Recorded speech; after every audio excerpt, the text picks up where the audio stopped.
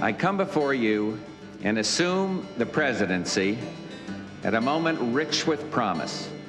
We live in a peaceful, prosperous time, but we can make it better. I want a kinder and gentler nation. Aggression is defeated. The war is over. We can't run and hide.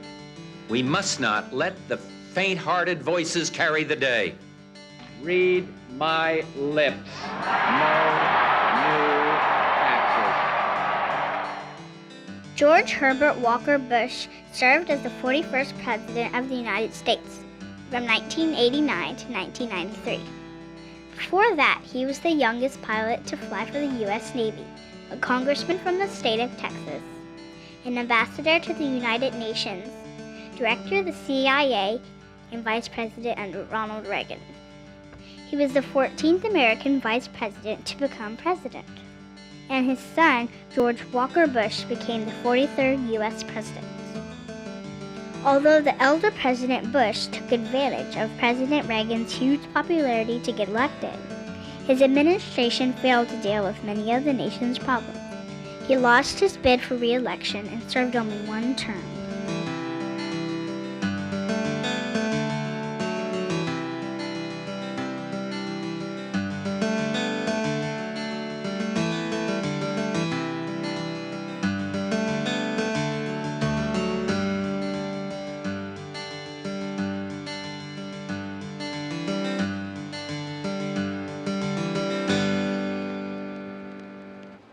Hi, I'm Zoe Phelps at the George Bush Library and Museum in College Station, Texas. George Bush was born into a family of wealth and privilege on June 12, 1924 in Milton, Massachusetts. His father, Prescott Sheldon Bush, was a successful businessman who served as senator from Connecticut from 1952 to 1963. His mother, Dorothy Walker Bush, was a housewife who raised George and his three brothers, Prescott Jr., Jonathan, and William, and his sister, Nancy. George was named after his mother's father, George Herbert Walker. When he was less than a year old, his family moved to Greenwich, Connecticut, where his upbringing was comfortable but strict. In the summer, his family would visit his grandfather's home in Kennebunkport, Maine, where they spent time playing near the ocean. George attended elementary school at the private Greenwich Country Day School. He went to high school at the exclusive Phillips Academy in Andover, Massachusetts. He got good grades and he was elected president of his senior class. Before he graduated in 1942, he was captain of the baseball and soccer team.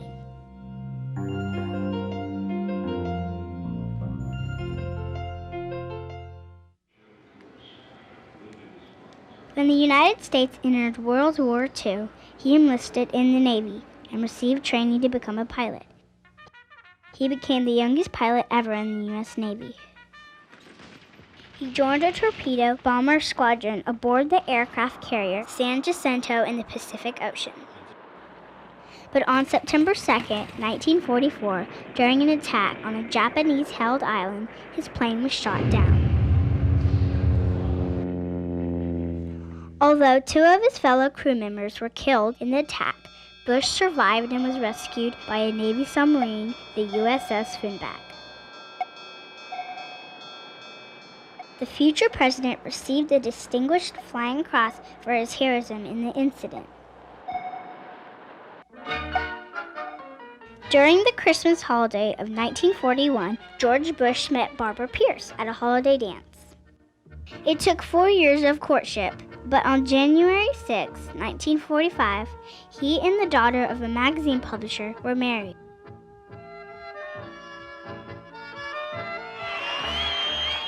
When World War II ended, George Bush returned to Connecticut and entered Yale University.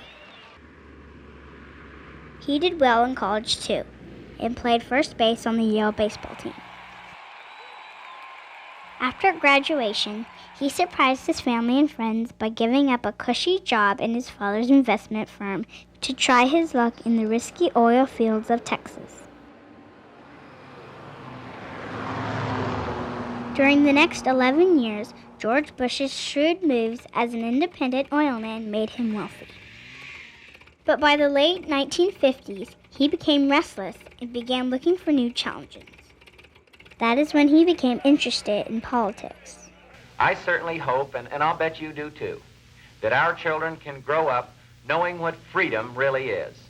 In 1964, he ran as the Republican candidate for the U.S. Senate from Texas. Yes, we think George Bush is a real American, a real Republican, a responsible conservative, the kind of man who should and will be representing Texas in the United States Senate starting next year. When he ran for the Senate, he was defeated. 2 years later, he ran for the U.S. House of Representatives and defeated his Democratic opponent, Frank Briscoe. As a representative, he supported liberal bills, including the elimination of the military draft and guaranteed housing for minorities. George Bush was re-elected to the House without opposition in 1968. But when he ran for the Senate again in 1970, he was defeated. He took a succession of presidential appointments after that. President Richard Nixon appointed him the U.S. ambassador to the UN. Mr. Justice Stewart, an old friend of the Bushes, will swear in the new ambassador. Then asked him to head the Republican National Committee. When the president wants you to do something under my kind of system of civics, you ought to do it. In November of 1975, he became head of the CIA, where he worked to improve the spy agency. When Democratic President Jimmy Carter was elected in November of 1976, Bush left the CIA to mount his own campaign for the presidency. Ladies and gentlemen, I am a candidate for President of the United States. But the Republican National Convention of 1980 nominated California Governor Ronald Reagan instead. I accept your nomination for the presidency of the United States. George Bush would have to settle for the second spot as the vice president candidate. Ronald Reagan and George Bush defeated the Democratic ticket of President Jimmy Carter and Vice President Walter Mondale in the general election of 1980. George Bush would serve as Ronald Reagan's vice president for 2 terms. During that time, he actually acted as president several times.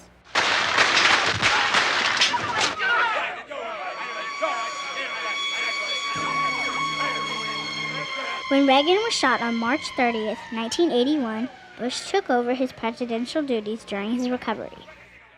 The president is out of surgery and is in good condition.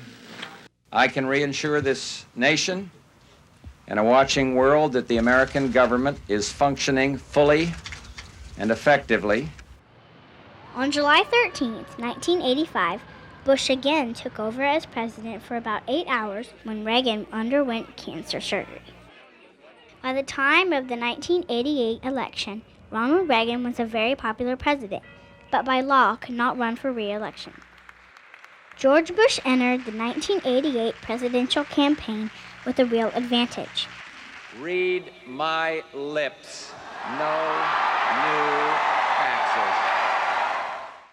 He easily won the Republican nomination. He chose Senator Dan Quayle of Indiana as his vice presidential running mate.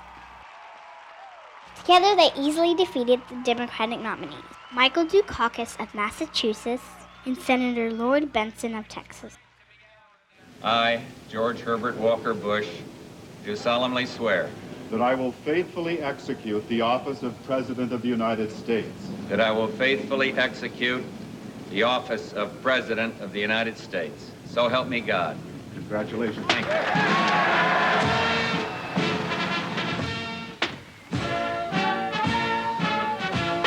I come before you and assume the presidency at a moment rich with promise.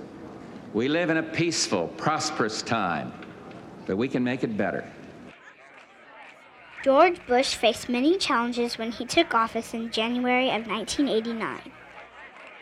The nation was in the middle of the worst crisis in the savings and loan industry since the Great Depression. He proposed that the federal government rescue the industry, a bailout that cost American taxpayers many billions of dollars. Many Americans were concerned about the environment. In November of 1990, President Bush signed a bill that amended the Clean Air Act, setting stricter standards for air quality. But his critics charged that the bill did not do enough to protect the environment. George Bush took bold military action twice during his presidency. In December of 1989, he ordered troops into Panama to overthrow the dictatorship of General Manuel Noriega, in order to protect the Panama Canal and the lives of 35,000 Americans who lived there. I took this action only after reaching the conclusion that every other avenue was closed and the lives of American citizens were in grave danger.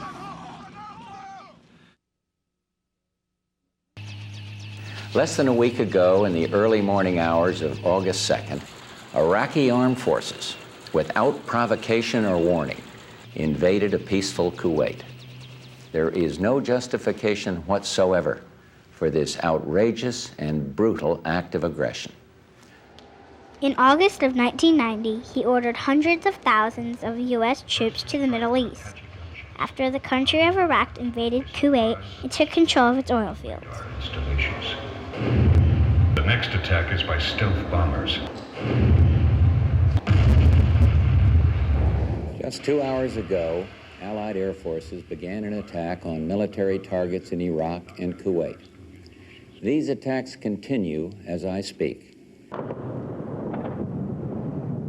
In a massive air and ground attack that became known as Operation Desert Storm, the United States and a coalition of other armies defeated Iraq's military after only about 100 hours of fighting. And as president, I can report to the nation, aggression is defeated, the war is over. Saddam Hussein's unprovoked invasion, his ruthless, systematic rape of a peaceful neighbor, violated everything the community of nations holds dear. The world has said this aggression would not stand, and it will not stand. Together, to pay for all this, Bush signed legislation that raised America's federal taxes. After making a campaign promise, read my lips. No new taxes. President Bush also worked to improve relations with the Soviet Union. In early June 1990, he met with Soviet President Mikhail Gorbachev. They both agreed to destroy most of the country's chemical weapons. In July of 1991, they met again in Moscow to sign the Strategic Arms Reduction Treaty called START 1. In January of 1993, Bush and the new Russian president, Boris Yeltsin, signed the START 2 treaty, which called for cutting the number of long-range nuclear weapons. They also signed agreements to improve trade between the U.S. and Soviet Union. President Bush traveled to Japan in order to lower trade barriers against U.S. products. But critics charged that his trip accomplished little and cast the United States as a beggar nation.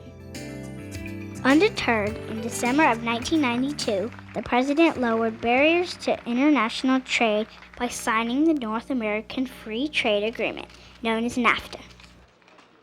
Life in the Bush White House was casual.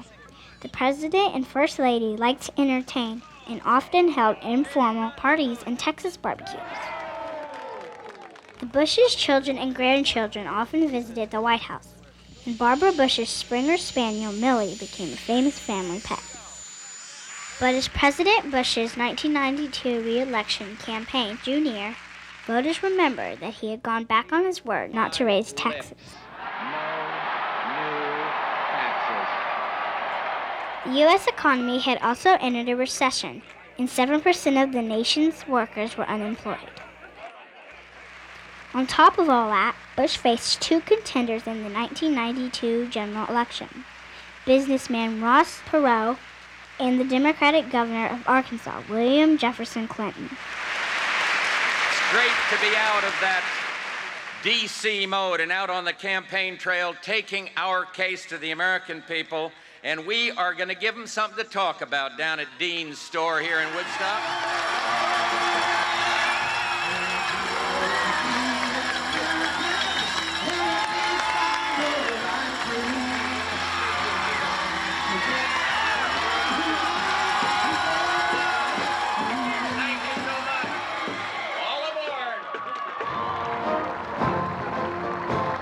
Maybe you didn't read the election returns. It didn't work out quite the way we wanted. The people have spoken, and we respect the majesty of the democratic system.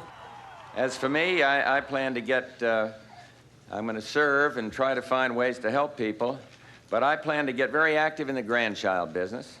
And Clinton won the election. The Bushes left Washington in January of 1993 to return to their home in Houston, Texas.